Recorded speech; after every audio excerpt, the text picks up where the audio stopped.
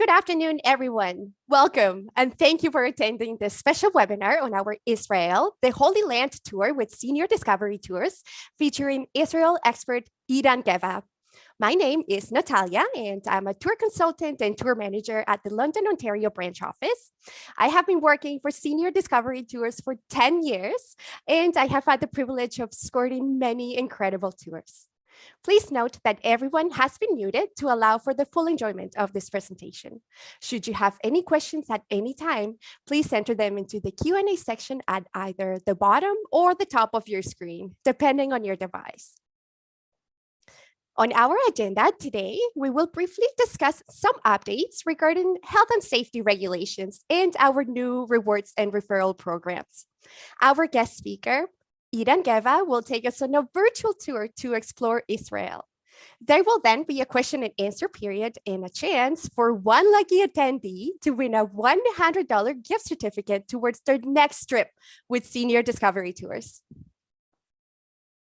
The health and safety of our clients and staff are of the utmost importance, and we are thrilled that we have been awarded the Safe Travel Stamp by the World Travel and Tourism Council. Vaccination against COVID-19 will be required to participate in all of our tours.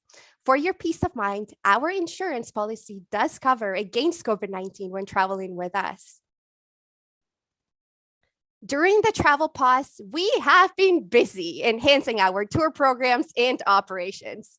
We are also introducing our exciting new Discovery Rewards and Blue Sky Referrals programs shortly.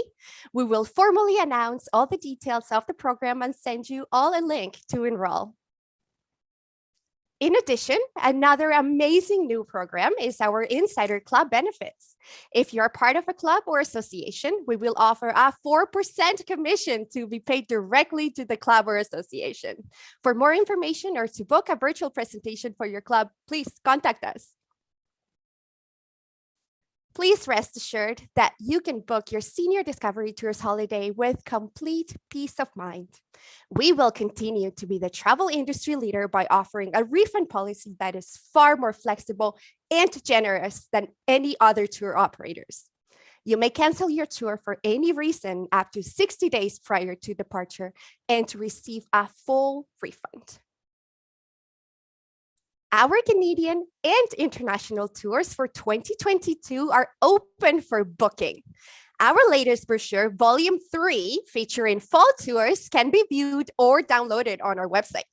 If you're on our mailing list, you're going to receive a copy in the mail in the next few weeks. If you're not currently on our mailing list and would like to be, please subscribe on our website.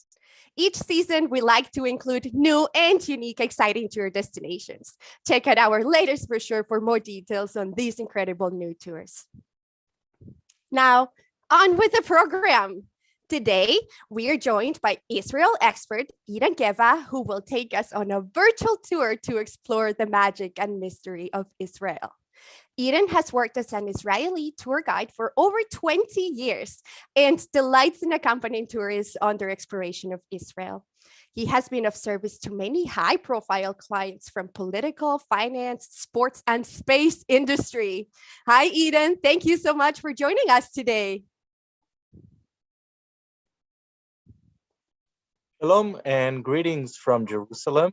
And thank you so much for having me with you today and allowing me the opportunity to tell you a little bit about this land, which I love so much and is very influential to the entire Western civilization. A few words about myself. I am a historian and archaeologist, and my work predominantly revolves around the 1st century AD in an excavation capacity. And of late, in the last 2 years, since the tourism industry was very, very slow, I have been involved in archaeological preservation and restoration. So this land is very good for the archaeology business. Let's start. See the next slide, please. The land of Israel is a tiny land. We are 527 kilometers long. That's it. and we are about 75 kilometers wide in our widest point. And we are also only 10 miles or 15 kilometers wide in our narrowest point. And this is a big issue and a big concern for us. The land of Israel itself is situated from a tectonic plate point of view. Our north is in a European climate zone. Our east is in an Asian climate zone, and the south will be in an African climate zone. And we are the single most biodiverse place on Earth. Let's see the next slide, please. On the left-hand side is the committee which discusses the construction and creation of the city of Tel Aviv, which is one of our two most important cities today. And the city of Tel Aviv is originating in 1910. The committee that you see in the sand dune will be the 120 people, the 60 families, the founders of Tel Aviv. And the image of these people on a sand dune, if you take a look to the image of the right, it's one city block north of the waterline of this modern city, this metropolis. And the city grew by 1 million%. When the city was established in 1910, it had 120 souls living in it. The census of 2010 counted 1.2 million people living in the city of Tel Aviv. Tel Aviv is the heart of what you would call the startup nation, the technological powerhouse, which is Israel is today. Also, our financial world revolves around Tel Aviv, and the culture revolves around Tel Aviv. The theaters are in the city. The TV shows, which are making a good impact in North America, Fauda is currently the most popular example. And all of our fine dining, Tel Aviv, that is the place for you, for the 21st century vibrant state aspect of Israel. Let's see the next slide, please. The city of Caesarea, and it's one of the three marvels, the three wonders created by King Herod the Great. On the left-hand side, we see the theater which King Herod created in the 1st century BC.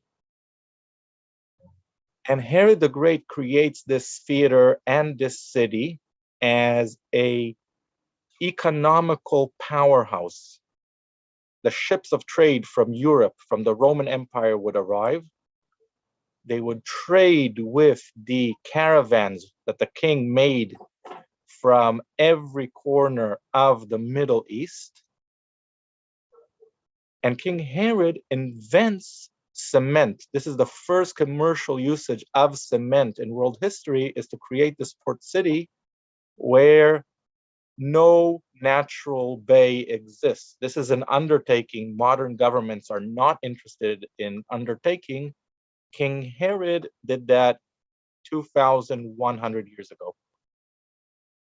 The image on the right and bottom is the racetrack of Caesarea.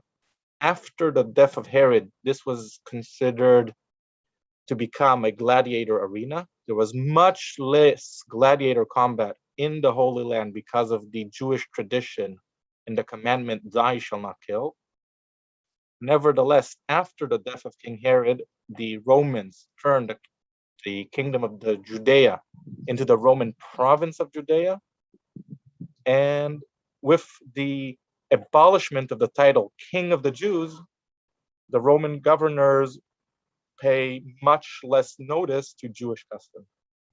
The fifth of these Roman governors is one Pontius Pilate. You can notice the image in the center of this slide is the Pontius Pilate stone. And this is a case where biblical archaeology is very satisfying. We now have 100% solid piece of evidence placing Pontius Pilate both in time and space exactly where we expect them to be according to scripture. For the Jews amongst us listening and are about to celebrate Passover soon, one of the four rabbis, Rabbi Akiva, creators of the Passover as we celebrate it today, was executed by the Romans in this very sporting arena, racetrack turned to gladiator arena. Let's see the next slide, please. The city of Haifa is a wonderful, wonderful city. The image that we see is of the Baha'i temple, famous Baha'i hanging gardens of Haifa on Mount Carmel. From there, you can see all the way from the top of Mount Carmel to the Baha'i garden, to the old German colony, and to the modern seaport. The city of Haifa is a shining example in the Holy Land of everyone, all the ethnicities and all the various denominations getting along with each other. The city of Haifa is also the municipality with the most Nobel Prize winners living under the same municipality in the world on account of the Technion, the Israeli equivalent to MIT, which is situated in this city. Next slide, please. The city of Akko, or Acre. It's a 4,000-year-old city, and we'll see many of those in our short virtual tour together. And this particular image is the best preserved Crusader relic in the entire world. And this will be the capital of the second Crusader kingdom, the one created by King Richard the Lionheart of England. This was a fascinating case in archaeology. And about 800 years ago, when the Mamelukes eliminated the Crusader kingdom, or the second Crusader kingdom, the Mameluk leader, Baibars, hated the Crusaders so much, he orders their citadel to be buried underneath the earth as if it never existed. The fact that it was buried so thoroughly has actually preserved it to perfection. And when it was excavated, all the archaeologists needed to do was remove the gravel and the dirt that was put there 800 years ago and unearth the single most preserved Crusader building you can find anywhere on the globe. Next slide, please. The Sea of Galilee, which is my home. And the Sea of Galilee is very special to the Christian faith. And the New Testament, the gospel, takes place between the village of Magdala on the west side, the city of Bethsaida on the east side, which is now being excavated by my own professor, Professor Moti Aviam, which means we now have a positive ID of all of the various villages mentioned in the 3-year ministry of Jesus Christ. And if you take the gospel, the 3 synoptic gospels, you find that the Sea of Galilee is 70% of the locations. Jerusalem, Nazareth, Judean wilderness, or Bethlehem, everything which is not the Sea of Galilee is combined 30%. The boats which you see in the imagery are rented out to the visiting churches and tours. And the visitors get to have a service right in front of the lands which the scripture are describing. Next slide, please. An amazing discovery, discovered completely and utterly by accident when the Roman Catholic Church wanted to build a pilgrimage hotel, which they eventually have. They purchased the land in 2006. The government of Israel sends Professor Najad Arfan to investigate and see if there's anything of value underneath this earth. And that was a public beach at the time. And Professor Arfan, after conducting a survey, was able to discover the synagogue of the city of Magdala, which we can see in both the left images. And you can also see some original artwork, both on the bottom and on the top. And this is an opportunity for you to see what Jesus Christ has seen with his own eyes in his time in earth in the Galilee. On the right-hand side is another unique and singular artifact. And this is a three-dimensional rendering of the Holy Temple in Jerusalem, which was destroyed in 70 AD by a local parishioner by this synagogue of Magdala prior to 70 AD. And this person went to Jerusalem, saw the temple with his own eyes, went back home and wanted to do something nice for his synagogue. Little did he know that his town will be destroyed, that the temple will be destroyed 2 years later. And completely and utterly by accident, this will all be unearthed in 2009. Next slide, please. On the left-hand side is the city of Capernaum, or town of Capernaum. This is a 4th century building, and Capernaum is a very good opportunity to see how archaeology and theology are influencing each other. And this building came into existence because of the deeds and works and life of Jesus Christ there in the 1st century. And Capernaum is the calling of the two fishermen brother. This is the exact place where the Christian faith was born. Once Christ calls to Peter and later Andrew, and they drop their nets and follow him, that moment Christianity exists in the world. It was very, very small at that point, but it does exist. On the bottom right is another unique artifact. This is a boat from the time of Christ. It was discovered by two fishermen brothers from a nearby fisherman village called Ginosau, which exists today. And the two fishermen brothers discover a boat from the time of Christ. I like to think it may have belonged to a previous pair of fishermen brothers who lived at that time. We cannot 100% prove that Christ was physically on this boat, but there are many, many dots we can connect to it. And I find that two fishermen brothers finding it is just too much of a coincidence to ignore. Next slide, please. Mount Bental, Golan Heights, and on Yom Kippur of 1973, Israel was nearly destroyed in the great invasion by both Syria and Egypt.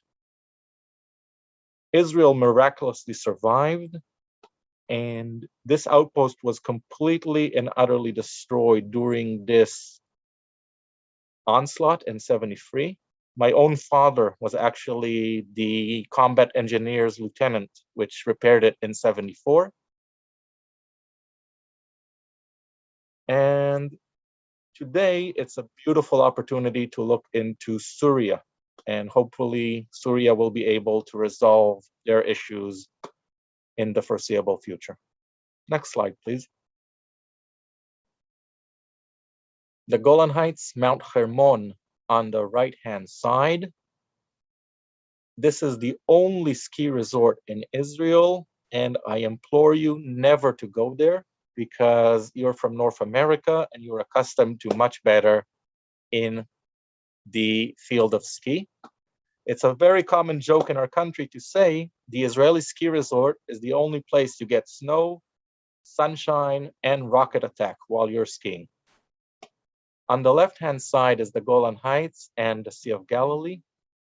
And this is an image captured in the springtime. and the Golan Heights will be completely and utterly different in the time of the season that you will visit it. It changes dramatically, and it's always beautiful. Next slide, please. The city of Nazareth is an important place scriptoriously. Nevertheless, from an archaeological point of view, it didn't preserve that well. And on the left-hand side on the top, you can see what remains of the authentic first century Nazareth dwelling, residential, but very little actual archaeological findings remain. As this was a very poor city, the standards of building were quite low and they did not preserve well over time. The church on the big picture on the right-hand side is the Basilica of Annunciation. The current church is from the 1970s. In the lobby or the lower level of it, you find two older churches. One is a Crusader church and one is a Byzantine late Roman church. And it's a Roman Catholic church built by Jewish construction workers in an Arab Muslim town. Another day in the Holy Land. Next slide, please. Jerusalem from the east slope, and these are some of the very few olives which remain on the Mount of Olives. During the time of Scripture, the Mount of Olives was the agricultural peritheia of Jerusalem. Today, the Mount of Olives has predominantly graves, and we will discuss more in depth why is the theology behind it once you arrive in the Holy Land. You can also see the old wall of the city from the 1530s, and the most famous landmark of the city, the Dome of the Rock. Next slide, please. The Dome of the Rock is built over the second miracle by Herod, which we will see in our time today. And King Herod wasn't satisfied with the mountain God himself chose for his temple. That was not large enough for the ambition of King Herod. He chopped the natural mountain down. He placed a series of archways, one after another. Upon that, he created an artificial plateau. This is the original artificial plateau you can see in the imagery on the top right side. On top of that was the temple, which appears in the New Testament. That temple will be 3 times larger and 3 times taller than the Dome of the Rock, which is on top of the Temple Mount today. That temple was destroyed in 70 AD, yet a little bit of it remains and can be seen today. Next slide, please. The Western Wall was not a place of worship for the Jewish people as long as the temple stood. Once the temple was destroyed, the Western Wall is the closest to the tabernacle of the temple, which no longer exists. Then and only then does it get the place of prominence which it has today. The left image shows us the tomb of Jesus Christ. Next slide, please.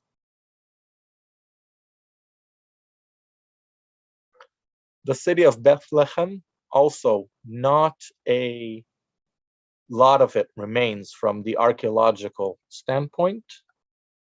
And the image on the right shows the silver star, which represents the star the 3 magi, or wise men, followed to bring gifts to the Blessed Birth.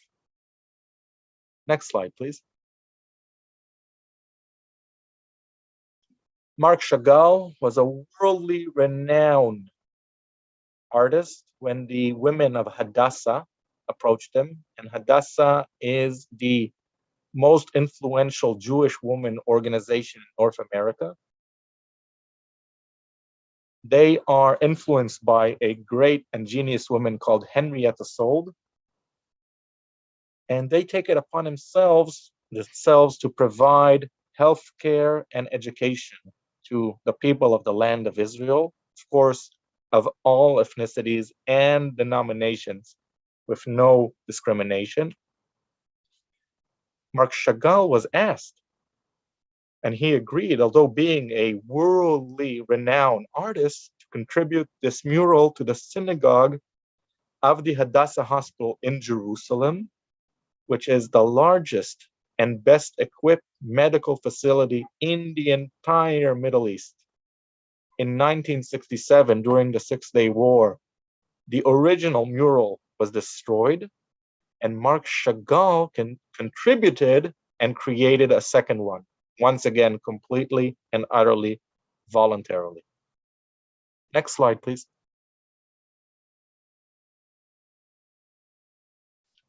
On the left-hand side, the Shrine of the Scroll, the holy grail of biblical archaeology. I myself have been privileged with running a massive reconstruction in Qumran. So those of you who will visit, please note that the renovation that happened during the COVID years is my work. The shrine contains the original Dead Sea Scrolls of the Essene cult. And this is proof that the Bible, which existed 2,000 years ago, is identical to the Bible we have in our possession today. On the right-hand side is the model of Jerusalem as it existed in 70 AD, the year of its destruction at the hands of the Roman Empire. You can see the temple complex with the temple on it on the right-hand side of the model. The model itself is huge, and this represents decades of research, years in the building of it, and millions of dollars were invested in creating this model. The building materials of the model are also authentic, and they are the same thing as what they're representing. It means a limestone house in the model is limestone. They really created little tiles for the tiled roof. And whatever we know was covered in gold in the temple is in fact covered in real gold. Next slide, please. The menorah, the original menorah, was taken from the temple in Jerusalem in 70 AD when the Romans sacked the city. The last image of it we can see in Titus Arch in Rome. And this menorah was given to the Israeli parliament as a gift by the British parliament in 1956 as an act of reconciliation between the British Commonwealth and the Jewish state. The original plan was for us to be fostered by the British into statehood in a gradual fashion. The events of World War II has changed all that, unfortunately. Next slide, please. The Yad Vashem Museum, and this is the Hall of Names, where the Institute of the Yad Vashem is devoting itself to commemorate the memory and the events of each and every single person who was murdered in the Holocaust. It's an impossible task, but we will do it all the same. Visiting Yad Vashem is a very difficult experience. I have been a professional tour guide for my entire adult life, and I just cry every time I'm guiding the visitors there, after doing it thousands or tens of thousands of times. And yet, one cannot visit the state of Israel without understanding its origin and necessity. Next slide, please. The image on the left is the cattle car, which Jews were transported in from ghettos to the death camps. It's an original article. The right side is from the Children Memorial, representing the children of all sizes and ages which were murdered by the Nazis. Next slide, please. National Socialism is a cult of death. Judaism is a cult of life. And this is an image of our most fun place in the city of Jerusalem, the Machane Yehuda food market. And Jews have came back to the land of Israel from every corner of the globe, with every language, every ethnicity, every culinary style you can possibly imagine. And in this market, we all mix together, and all of the influences, the culinary influences, are mixing, creating a unique Israeli cuisine. And this is the single most fun and lively place I've seen anywhere in my life. And although visiting Yad Vashem is difficult, the show must go on. Next slide, please. Masada, the military wonder of King Herod the Great. And this is famous, where 300 semi-professional soldiers have stood their ground against 10,000 men of the mighty Roman Empire for a period in 73 AD.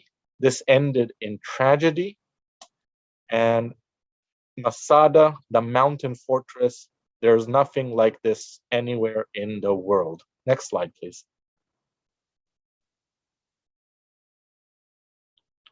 On the left is the original paint job from 2,100 years ago, which has been preserved.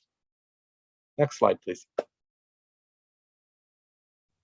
No trip to the region of the Dead Sea is complete without the experience of floating in the Dead Sea, and you will do it in the comfort of a very, very nice resort and spa. Next slide, please. The Ramon crater is our version to the Grand Canyon, and it's a unique and beautiful natural phenomenon. And let's see the next slide, please. There's a tradition amongst the Jews, when we return to the ancestral homeland, we give ourselves a Hebrew name. And this man is Ilan Ramon, and his family named themselves after the Ramon crater. And he is a great, great man and a hero.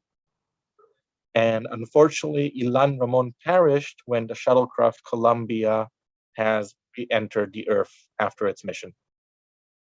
Next slide, please. In the Ramon crater, we will meet the Bedouin, the nomadic people of the desert, and we will have hospitality, a traditional Bedouin hospitality at their tent. Next slide, please. Guys, last but certainly not least, and my time is just about up, when St. Peter left the Holy Land to give the good word to the continent of Europe, the port of Jaffa was already 2,000 years old when St. Peter sailed out of there. And you will not see an older seaport anywhere else in the world. Like Akko, like Jerusalem, this is uninterrupted civilization for 4 millennia. And the port of Jaffa is the oldest seaport in the entire world. Thank you so much, ladies and gentlemen, and I wish to offer you an invitation to visit Israel. Wow, Eden, thank you so much for that incredibly in-depth and remarkable presentation. Just to let everyone know, our next offering of this Israel tour is this coming November and is now open for booking. So you can go ahead and book your spots. Now, we will now move on to our question and answer period with Eden. So if you have any questions for him, please enter them into the Q&A box and I'll pass them on to him. So Eden, once again, thank you so much for that incredible presentation and for all the information you have provided. It did feel like we were going through the tour with you. So thank you for that. And we do have some questions that have come in for you. So we hope you're ready. Now we'll start you off easy. In some of the images or most of the images that you showed us, we saw sunshine and blue skies, which makes us all feel really warm inside, but that can sometimes be deceiving. Now, we have tours to Israel in November and in March every year. So what kind of weather can we expect during these months? So, ladies and gentlemen, if there are bird watching enthusiasts that are watching this, before I address your excellent question, Natalia, Israel and Panama are the best places in the world for bird watching.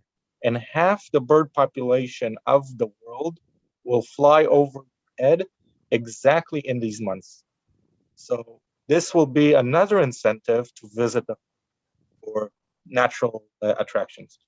To address your excellent questions, Natalia, the land of Israel is tiny, yet we have a wide spectrum of climates, which means the North Golan Heights and Jerusalem, on account of its altitude, could be quite cold. And I assure you that the desert, both in the Dead Sea and in the Ramon Crater, will be extremely hot. So you need to pack and be ready for both of these scenarios, which All is quite seasons. which is quite ironic because the entire length of the nation is really only 5 or 6 hours to drive. So pack for all seasons and bring layers that you can put on and take off as you need to. That's great. Thank you so much for addressing that question for us. And the bird watchers will make sure to bring their binoculars. So thank you for that as well. And what other kind of clothing or items should we bring for this tour? So Jerusalem, the visit over there, or Nazareth, or Bethlehem for that matter. So obviously there's going to be churches visitations. So we need to have not necessarily suits or skirts, but we need to be respectful and dress appropriately for visiting places of worship. Other than that, I recommend good and comfortable shoes, although there's not a lot of walking here. And Israel, as a general rule, as long as you're in the secular parts of the country, Israel is a very non-formal environment. We don't really care much for suits, ties, and such. Okay, that's great to know. So when you mentioned that there is a dress code when we're visiting churches or religious sites, what does that entail? Covering shoulders, knees, what is expected? Knees, shoulders and knees. Okay, and you'll let us know in advance when Yes. we're about to visit those sites so we can be prepared with something to cover up or dress accordingly. Of course. Excellent. Excellent. And you mentioned that there's not a lot of walking involved, but you do have to be in good physical condition for some of the walks, and the weather it can be warm, so you Correct. have to be able to keep up. The day that you will be walking predominantly will be the Old City of Jerusalem Day. And the Old City of Jerusalem is predominantly from the 1700s. Hence, buses cannot fit into a city which was designed prior to the invention of the bus. So that particular day will be a walking day, but in a leisurely and mild pace. Good. Excellent. And we have had also some questions come in from the audience. So this one is referring to when you were speaking about the Crusaders. Did you mean the Templars or the Teutonic Knights?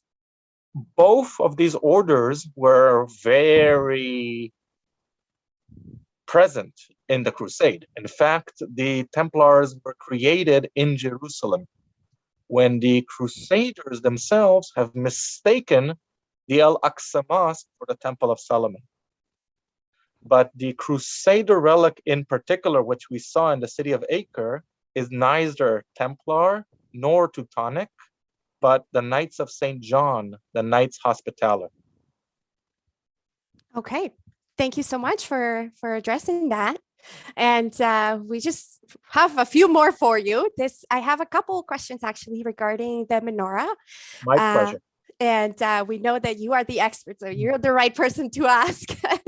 And this is regarding some of the images that you had in your beautiful presentation, and regarding the photos where the menorah was shown.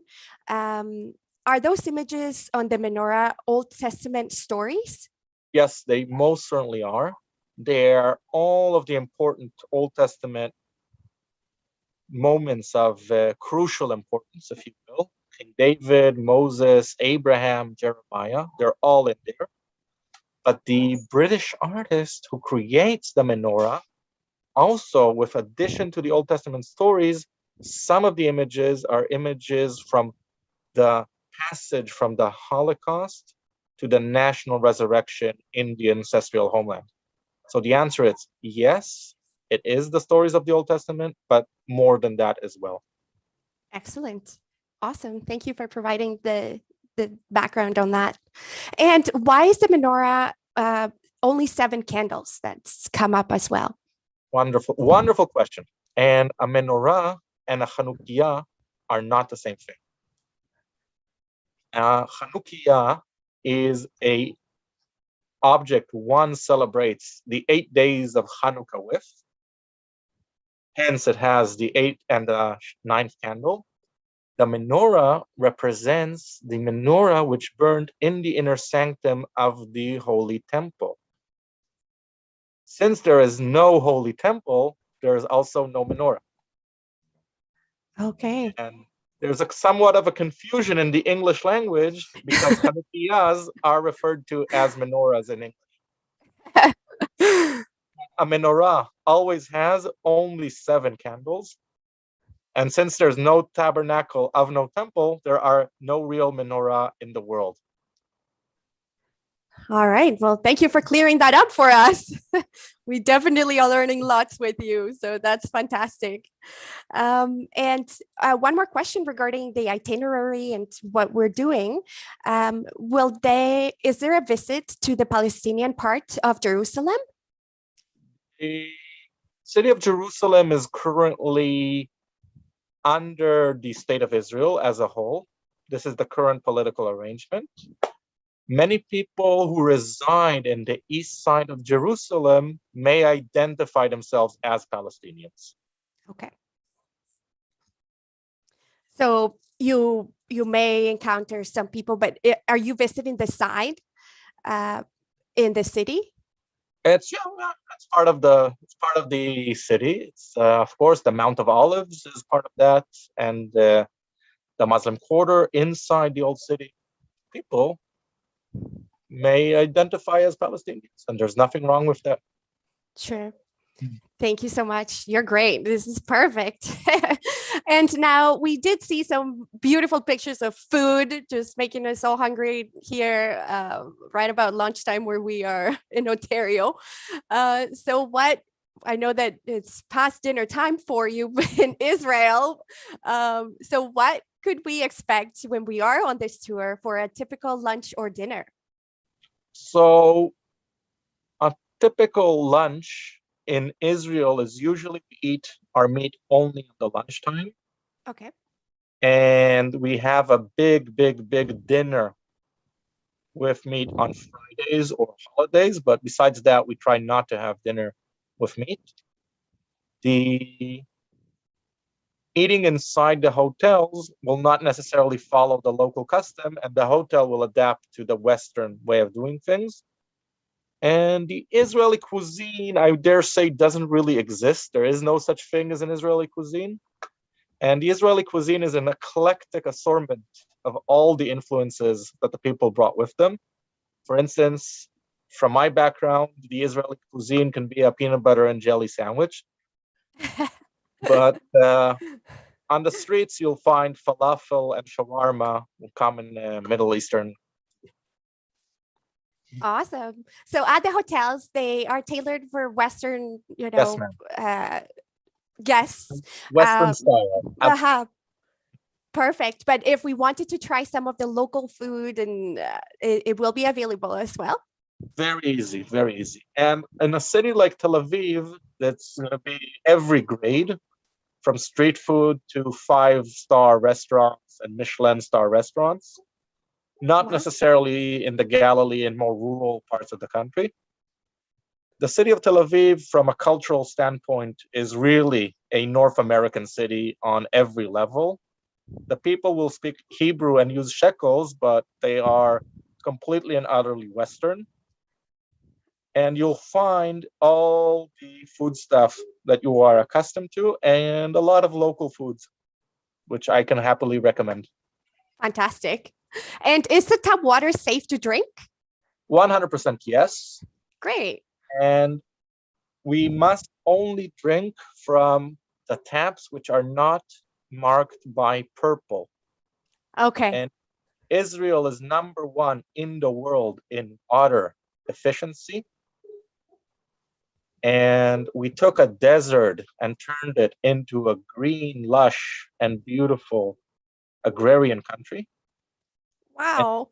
we had to use sewage water, recycled sewage water, in order to get that done.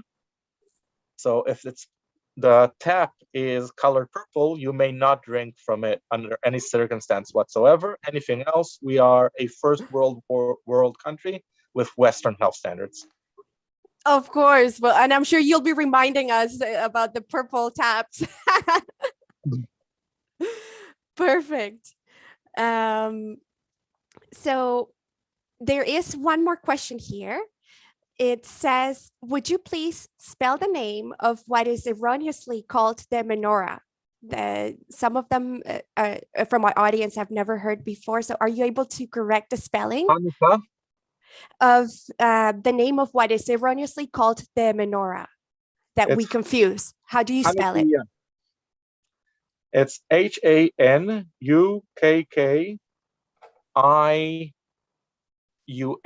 Hanukkah.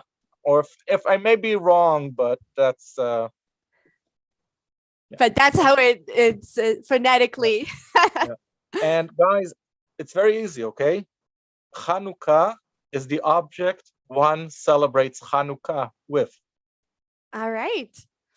And menorah first existed in the tabernacle that wandered in the desert. It then existed in the tabernacle that was in Shiloh. It later existed in the Holy Temple in Jerusalem in both of their incarnations. And today it does not. Well, there you go. So I hope you wrote that down. There is a test at the end. So we'll test everyone in their pronunciation. And one more question regarding spelling and meanings of words. What does Tel Aviv translate to? Wonderful question, and I'm very happy that you asked. And the great man called Theodor Herzl was one of our founding fathers. And he wrote some important pieces of literature. And he wrote a title in his native tongue, German, Der Judenstaat, describing his vision of what the Jewish state should be. He also predicted the Holocaust, that it's going to happen in the late 1870s, and he warned against it. And the title was extremely boring and no one wanted to read it. He wrote a fictionalized version of his title, Der Judenstaat, the Jewish state. And it's a science fiction novel describing a trip to the Holy Land in the 21st century.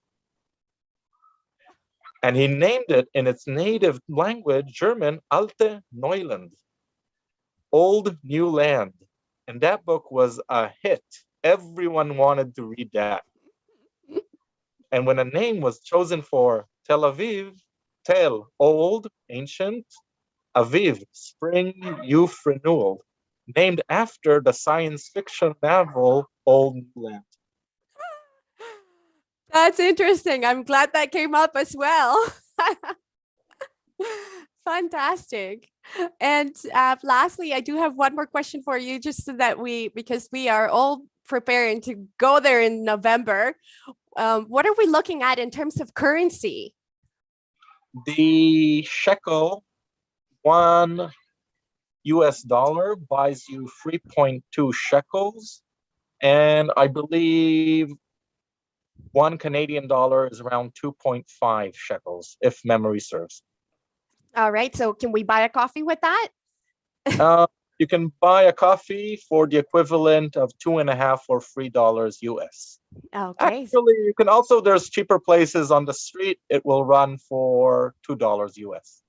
All right. All right. But it tends to be an expensive place, doesn't it? Tel Aviv, unfortunately, is currently the most expensive city in the entire world, and I'm not 100% sure why.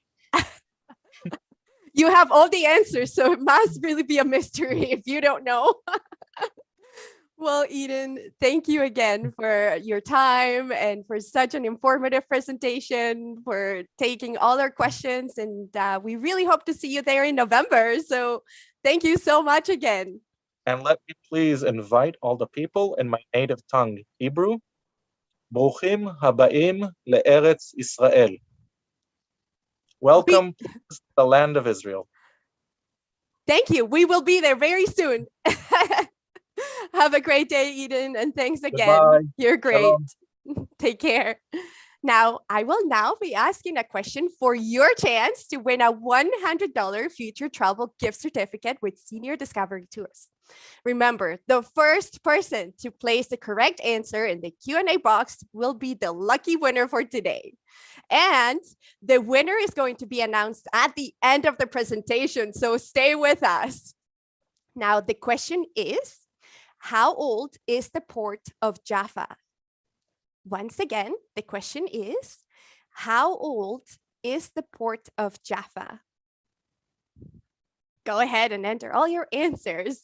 Now, please don't miss our next exciting webinar taking place on June 1st, 2022, featuring South Africa with guest speaker Peter Marburg. Be sure to subscribe to our e-newsletter on our website to receive a free Zoom invite in your inbox. Stay tuned for details regarding upcoming webinars on our social media. If you would like to learn more about Senior Discovery Tours, please stay with us as I will be providing more details about our tour types and remarkable inclusions. As the leader in escorted group tours for over 45 years, we now offer over 200 tours and cruises, all with interesting itineraries, great value, and quality. The best part is that all of our tours are guaranteed in Canadian funds with all the taxes included and no hidden fees. To ensure that you have a carefree experience, here are just a few of the things that we include on all of our tours. We also offer additional inclusions to enhance your tour experience. Entry visas to those countries where it is required, waiting lists, and a roommate matching program. Our optional services allow you to curate your own travel experience. We offer air extensions, flight upgrades, room or cabin upgrades, as well as optional excursions on select tours. Now, on to some of our exclusive tours and what they offer. We have flight plus coach tours. They are multi-city tours, which means more hotel changes and lots of movement, ensuring tons of excitement. Listed here are some of our more popular flight and coach tours. Just like the term suggests, these tours are best suited for those that enjoy staying in one location and exploring its surroundings. These tours are much more leisurely, allowing for time to relax and to also enjoy excursions. Here are just a few examples. Next, we have our 2 and 3 center holidays. Focusing on 2 or 3 different regions or countries, these tours are excellent if you want to combine a couple of locations, but still have plenty of time to explore. Listed are some of our most popular 2 and 3 center holidays. Another vacation type is our classical coach tour. These tours are perfect for those who do not care to travel abroad and wish to have an experience closer to home. Adventurous travelers who enjoy moving around while taking in incredible scenery love our walking and hiking tours. Truly a wonderful way to travel. Offering a completely different perspective and unique way of traveling, it's easy to see why our rail tours are becoming increasingly popular. Now, for those wanting more adventure and never-ending opportunities for discovery, consider our exotic destinations. These tours are sure to delight anyone ready for an exciting journey. And lastly, Senior Discovery Tours now offers 30 different cruises in locations all over the world. You will have access to hundreds of activities and amenities, not to mention incredible views. Here are some of our more popular cruises. Now the time has come to reveal our lucky winner. Please give me one moment and I will pass that on here. Okay, congratulations to Deborah Corbett. You are the lucky winner of a $100 future travel voucher with Senior Discovery Tours. We will be in touch with you shortly to claim your prize. Now, the correct answer is 4,000 years old. The port of Jaffa is 4,000 years old. We are doing our very best to stay ahead of any travel-related updates that may affect your current plans and to offer guidance when considering your next tour with us. Let's believe that this year's warmer months are going to open up a lot more travel opportunities to foreign countries and the opportunity to get back to exploring our dream destinations. We will continue to offer the easiest, most enjoyable, and informative booking process, which will soon include online booking. A big thank you to all of our loyal customers who have been posting such fantastic reviews on our social media over the past year. Please continue to let us know about your past travels and memories with Senior Discovery Tours, and feel free to also send us any suggestions for future destination webinars. You can follow us on all our social media platforms. These addresses can be found right on our website. We hope to see you again at our next webinar. Please take good care of yourselves and each other and have a wonderful afternoon. Thank you again. Ciao.